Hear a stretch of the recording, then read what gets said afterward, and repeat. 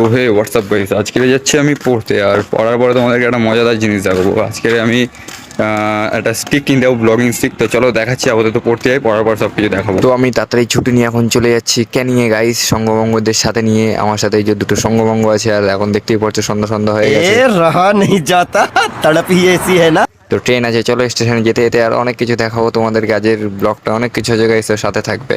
তো যেতে যেতে আর একটা বডিগার্ডের সাথে দেখা হয়ে গেল। তো বডিগার্ড বলছে কোথায় যাচ্ছিস, তো আমরা বললাম ক্যানিংয়ে যাচ্ছি। আর এটা হলো কুটির স্টেশন, আমরা এখন যাচ্ছি টিকিট কাটতে। তো চলো, তো মনে হচ্ছে আমার সঙ্গবঙ্গ দুটো ভালো না, আমার কাছে এখন খাবার ঝেড়ে খেতে চাইছে। তো আমি বললাম এখন মিশনটাকে আগে গিয়ে কমপ্লিট করে আসি, তারপর তোদেরকে খাওয়াবো ক্যানিংয়ে গিয়ে। তো সঙ্গবঙ্গরা বলছে না খাওয়ালে আমরাও যাবো না। তো ওদেরকে অনেক জোর করে আমি বললাম চ চ চ, তোদেরকে ক্যানিংয়ে গিয়ে খাওয়ানো হবে সঙ্গবঙ্গদের। তো সঙ্গবঙ্গরা রাজি হলো।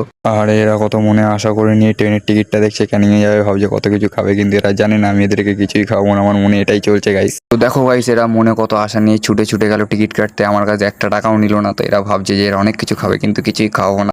তো guys, চলো তো গিয়ে তোমাদের ক্যানিংয়ে দেখাচ্ছি আপাতত। তো চলো ক্যানিংয়ে যাই। তো দেখো গাইস, এরা টিকিটটা কেটে আমার হাতে তুলে দিল। তো এরা ভাবছে আমি এদেরকে অনেক কিছুই খাওয়াবো, কিন্তু একটা টাকাও খাওয়াবো না এদেরকে। তো গাইস, এরকমই মিনি ব্লগ পার্ট 2 দেখার জন্য ভাইকে ফলো করে রাখো।